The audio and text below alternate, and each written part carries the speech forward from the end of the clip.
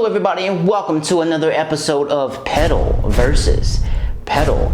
Today in this epic showdown we have the HM300, which is made by Behringer, and we have the classic and the gnarly sounding HM2. Now the HM300 is a direct clone to the HM2, and in recent years the HM2 has doubled and tripled in price. It's gotten pretty expensive. I kind of paid a pretty penny for this one. This is a made in Taiwan version. Sounds pretty good. It's a little older than me actually. I think it's a year older than me.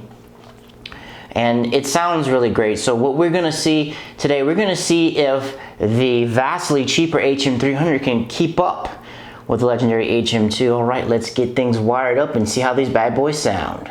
Both of the pedals are plugged up. I have the HM300 plugged up to a power source. I'm not using a power source with the HM2 because it doesn't have the exact plug that I need for it to work right, so I'm just running it off of a battery. FYI, just a little reminder, the HM2 is a Taiwanese HM2. That's what we're gonna be working with, and here's the clean sound.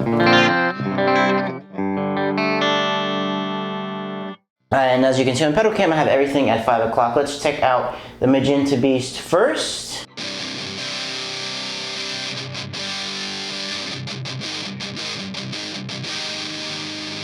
Let's go over to the HM2.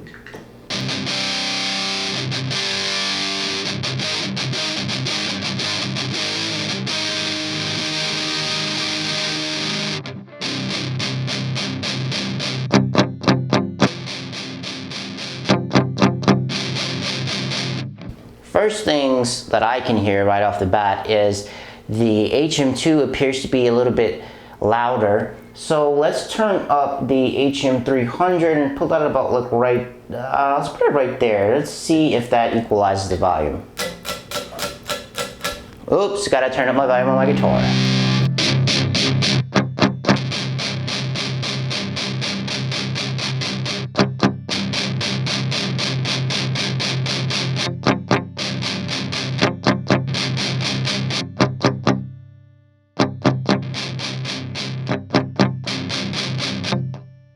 It sounds kind of about the same volume right there, so you can see that the HM300 is a little bit off when it comes to the volume wise.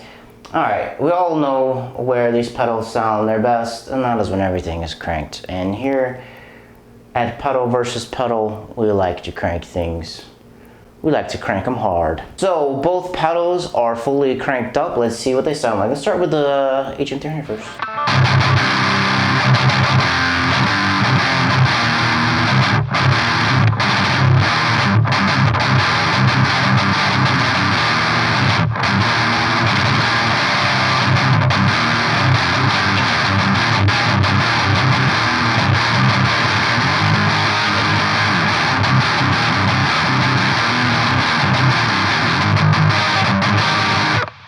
Now we go on to the HM2.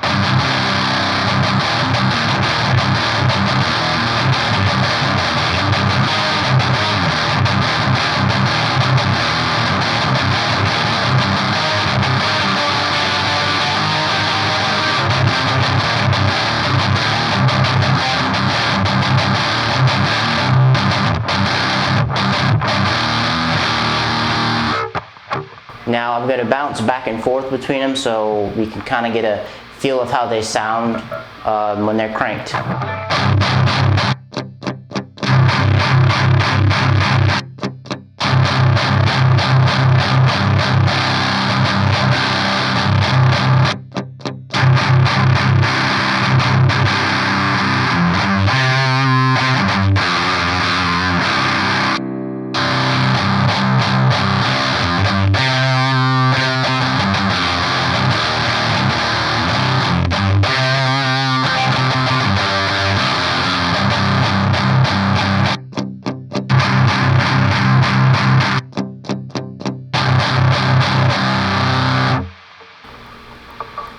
So, from what I can hear without looking at an EQ graph, which there have been EQ graphs done on both of these pedals, it seems that the HM300 is a little more snarlier. And when I mean snarlier, it sounds like it has a little less low end and it has a lot more high end, maybe toward like 2K to 3K, kind of somewhere in that general range.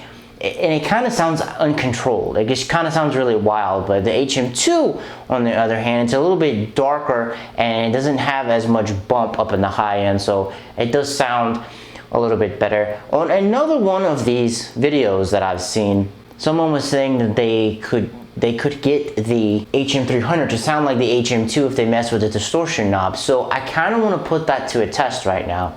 So what I'm going to do is I'm going to do a little bit of mindless chugging, and I'm going to bounce back and forth between them, and I'm going to turn the distortion knob because I want to see exactly when it kicks in on the HM3 and when it, you know, when it fully kicks in and when it kind of dies off. Here we go.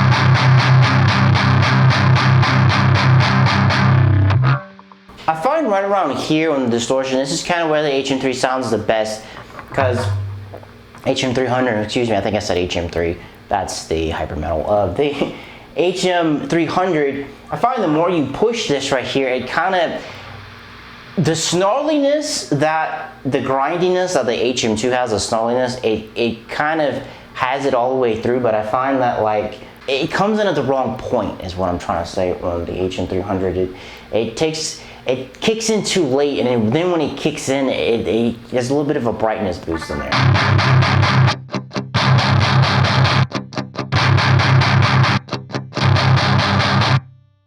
That actually, this setting right here, I think that's the closest that we're going to get between the two.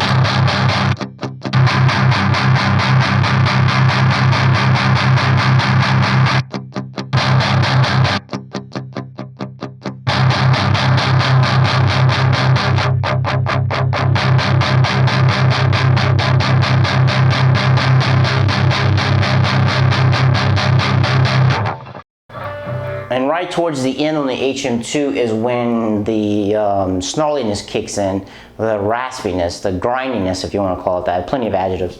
So it kind of kicks in on similar points on both of them. It kicks in a tad bit sooner on here, but it isn't as extreme on the HM2.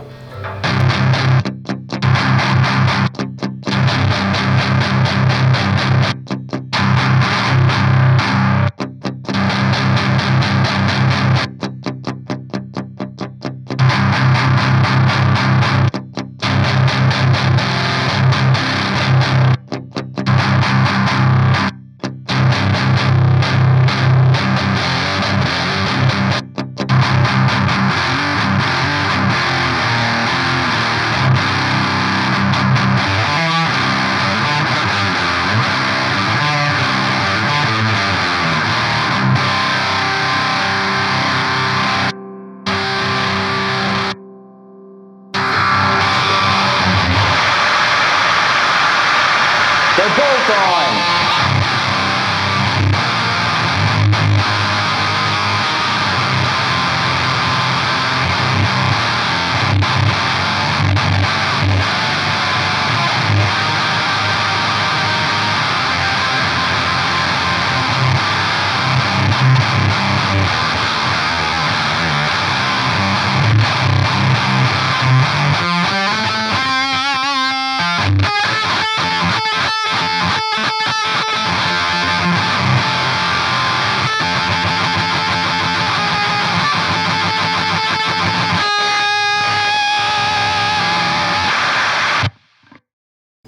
Okay, that is gonna wrap it up for the playing part of this. Let's wrap things up on the HM300 versus the HM2.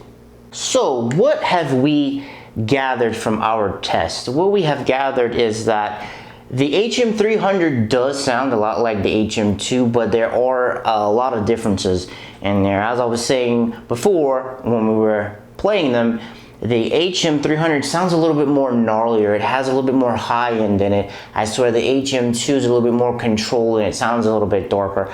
I actually prefer the sound of the HM2. I don't like how bright the HM300 gets. But if you are on a budget and you're chasing that legendary chainsaw tone, this is the best cheap clone of the HM2 that exists out there. Now, they do have a plethora of HM2 clones out there that sound amazing, and you can build your own kit. You can get them from boutique dealers.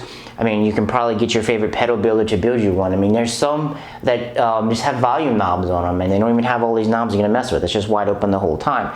But those tend to be a little bit more expensive. I mean, I got this one off of Amazon, I think, for $25 or $26. It came out to, I think, right under 30 after tax or so, which that's great. If you're just getting into pedals and you definitely want that HM2 tone, this is a great way to go. I mean, obviously, this thing is almost 30 years old and the jacks still work, the housing's still great in it because it's made of steel, and Boss did a good job when they made it. The Behringer, on the other hand, even on my other Behringer pedals that I have, I don't like these jacks. They don't grab every single patch cable that I have tight enough. Some of them it likes to pop out. It grabbed it fine on the little pancakes I was using here, but I don't trust this thing very much. I don't really like the power supply plug is on the side right here. I mean, this is a plastic housing too. To get to the battery belt, you have to pop these little clips on the side right here, and they don't hold up very well. I mean, you use a pin to pop them out, and they get kind of chewed up really fast. I mean, for the Boss, you just undo the little tab right here. You're good to go. It's a very easy way to get in. But to wrap things up on this, is this a worthy clone of the HM2? I'm gonna go on a limb and say that it is. Like I said before, it gets close in that ballpark. It's a little bit snarlier. If you wanted to get it exactly sound, I'm sure you could probably use an EQ pedal and you can tweak it a little bit to get it as close sounding to the HM2 as you possibly want. I would not trust this thing on the road. I would not trust it with touring, mainly because not so much of the plastic housing. The plastic housing kind of worries me, but constantly stepping on it like this, I have a feeling that it would wear down. I don't trust getting into the battery department underneath here. These little clips are gonna break, and like I said before, the actual jacks in here kind of scare me. But enough about me and my opinions. What about you? What about your opinions? Do you have the HM300? Do you like it? Which HM2 do you have? Do you have the Japanese? Do you have the Taiwanese? Do you have a different boutique one? Let me know in the comments down below. And as for me, I'm gonna have to be out. Peace.